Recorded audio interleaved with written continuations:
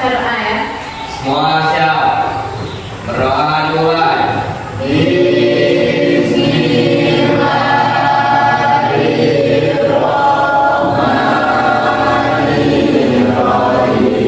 Pagi Bu. Anak-anak sekalian, siapa yang tidak hadir? Hadir semua ya? Siapa yang tidak hadir? Adanya Chandra nggak ada? Ya, Sakit atau izin? Hati. Sakit. Oke, satu orang yang tidak hadir ya.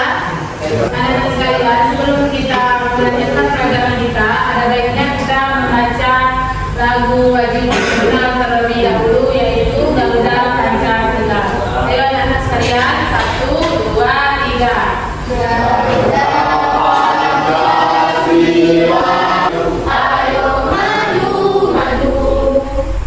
Terima kasih kepada siswa-siswi ibu sekalian.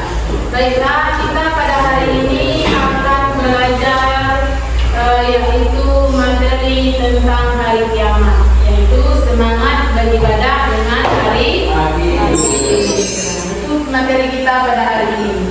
Sebelum ibu melanjutkan, nampak anak? Apa tadi materi kita?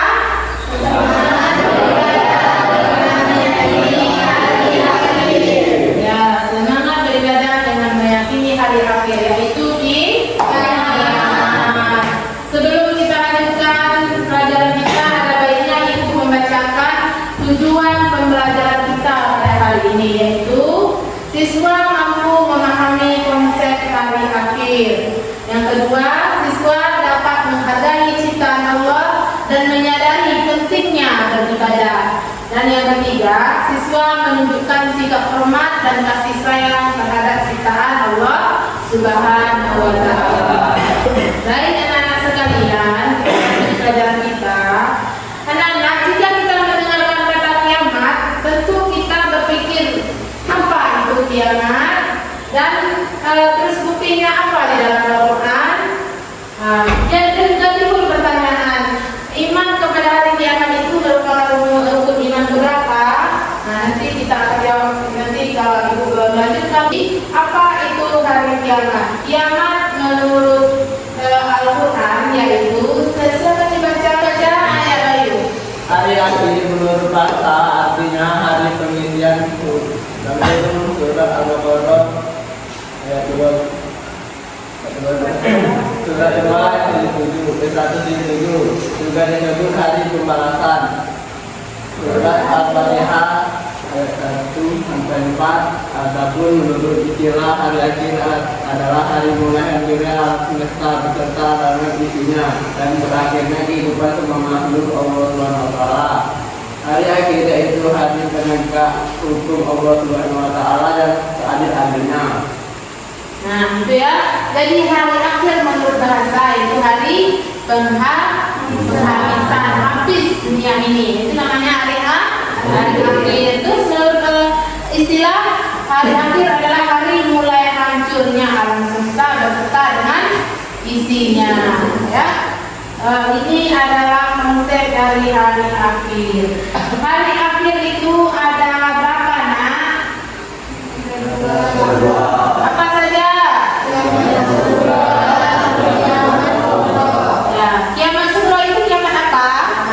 Kiamat kecil. Kiamat kubra? Tahu nggak anak apa itu kiamat sugra atau kiamat kecil? Apa? Kiamat sugro adalah peristiwa dalam tahunnya kematian bagi semua makhluk termasuk manusia yang bersifat lokal dan individu. Nah, kiamat sugro atau kiamat kecil adalah peristiwa datangnya kematian bagi semua makhluk termasuk manusia yang bersifat lokal dan individu. Apa contohnya Nadir? Contoh kiamat kecil. Banjir Bu. Banjir, apa lagi? Tsunami, terus apa? Itu salah satu dari kiamat kecil. Baik, anak silakan dibaca pertama ya. Bismillahirrahmanirrahim.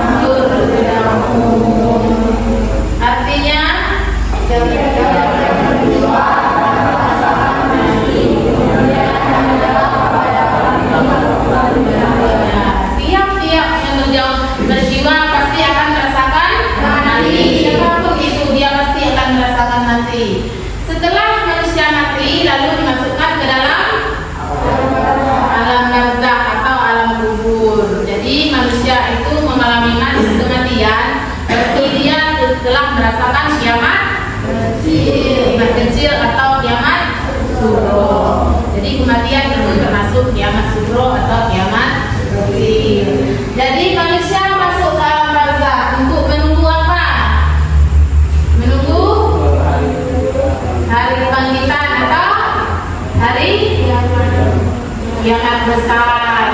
Jadi manusia di alam kubur atau di alam barzakh menunggu kiamat kubro atau kiamat besar. Sama dengan kita yang masih hidup ini, kita juga menunggu kiamat besar. Nah, kita lanjut anak-anak sekalian ya. Nah, kita lanjut ke kiamat kubro. Apa itu kiamat kubro?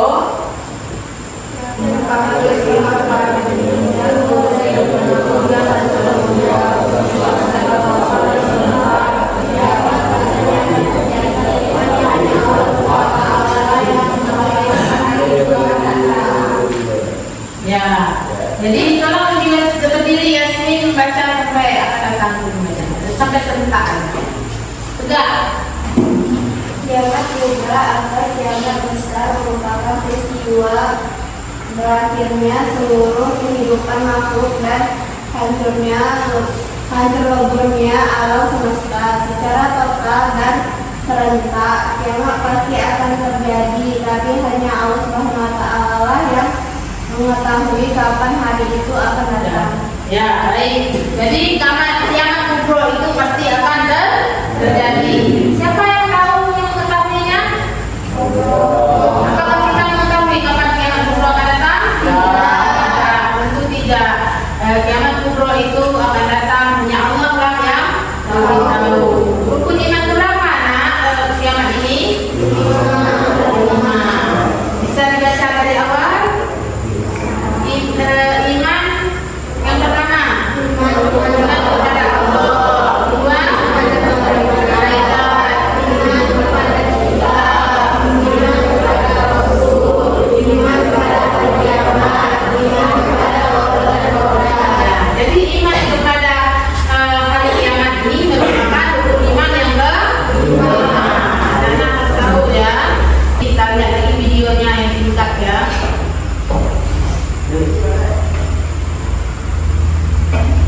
Silakan diperhatikan.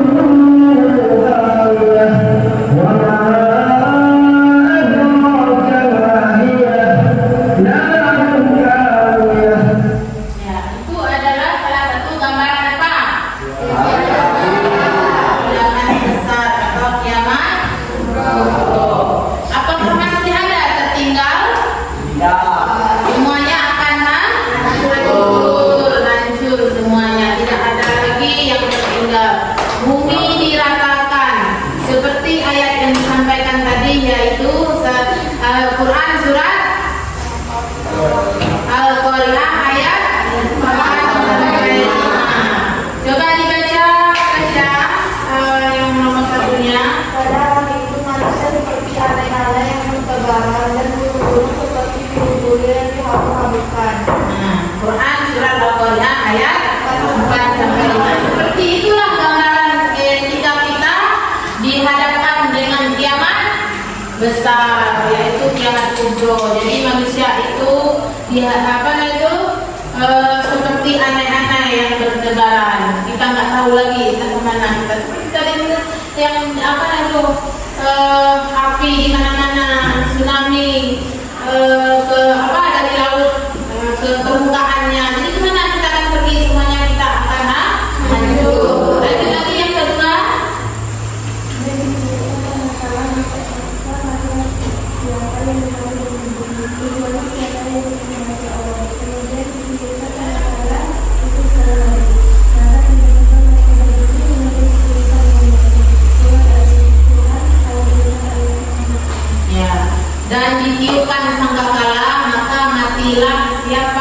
langit dan di bumi kecuali siapa yang dikehendaki Allah.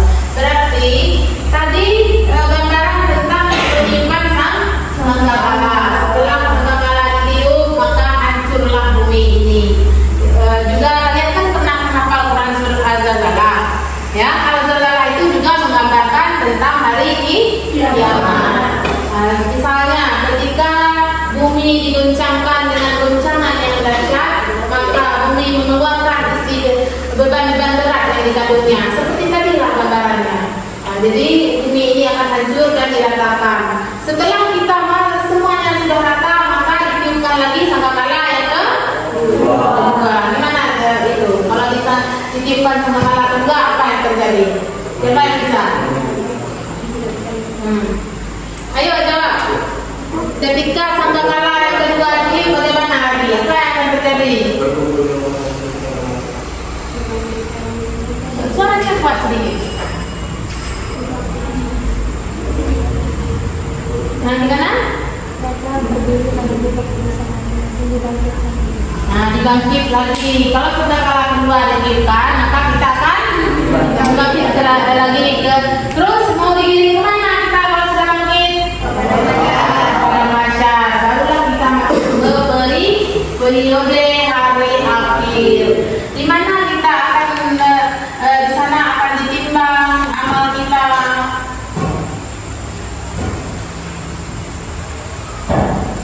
Periode hari akhir.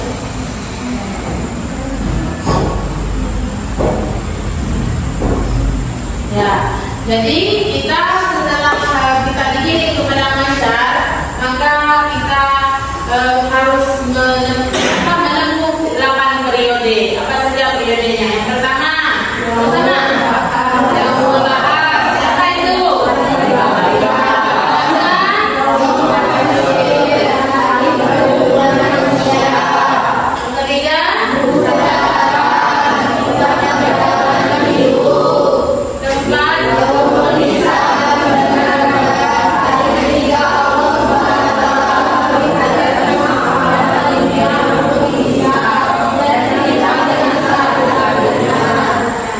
Yang ketiga,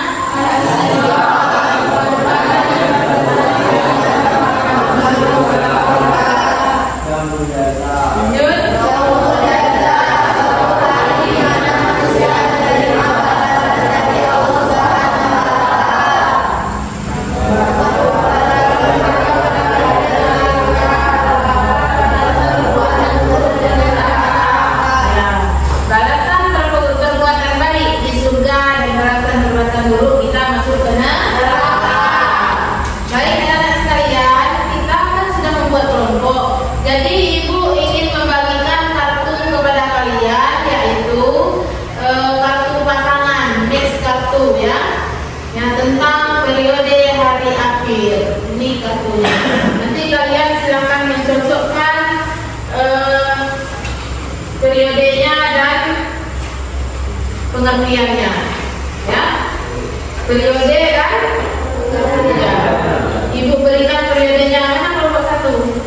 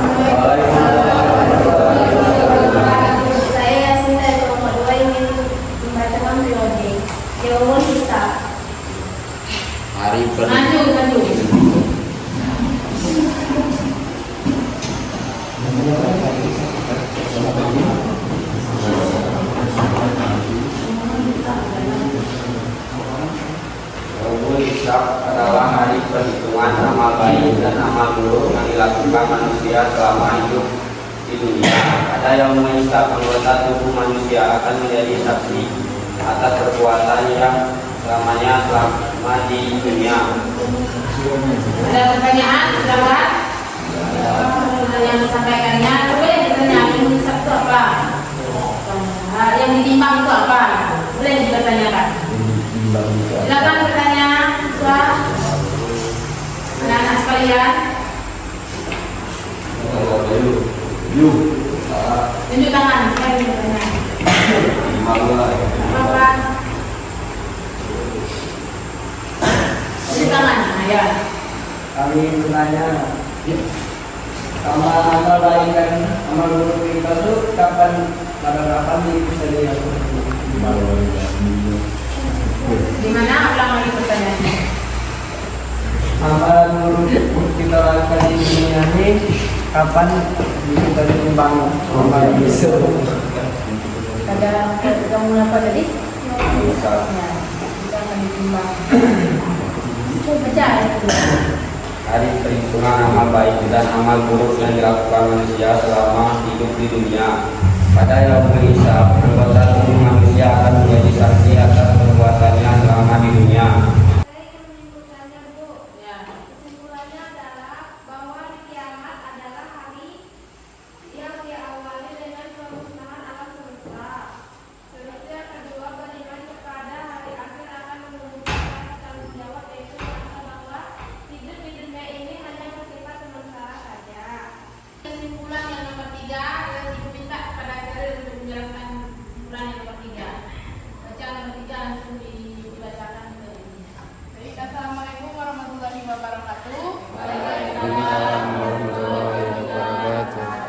Saya akan menjelaskan tentang hari akhir. Yang pertama, sang makala ditiupkan, alam semesta akan dihancurkan. Jadi yang pertama kali sang makala ditiupkan dulu, semestanya dihancurkan dulu. Terus sang makala yang ditiup kedua kalinya, Allah membangkitkan manusia yang sudah meninggal dibangkitkan lagi. Terus dilanjutkan berkumpul di padang mahsyar. Semua yang manusia yang mati tadi di dunia dikumpuli di padang mahsyar. Lanjut dihisab amalnya, amal baik, amal buruknya. Terus yaitu mizan amalnya semuanya sudah dikumpuli. Terus kita berjalan di jembatan Shiratal Mustaqim yang katanya itu setipis rambut ya, Bu. Nah, terus di bawah jembatan Shiratal Mustaqim yaitu neraka. Kalau kita bisa melewati jembatan Shiratal Mustaqim berarti kita masuk ke surga. Baik teman-teman, apa ada yang ingin ditanyakan? Seandainya di jalan Shiratal Mustaqim tidak bisa kita lewati, lalu kita jatuh ke neraka. Karena Shiratal Mustaqim itu terbentang di atas neraka. Nah, di bawahnya api, di atasnya jembatan. Jembatan itu setajam rambut itu dibelah 7, sangat tajam sekali. Jadi kalau orang yang amalnya baik, dia akan mudah menempuh jalan jembatan itu, ya. Baik, hanya inilah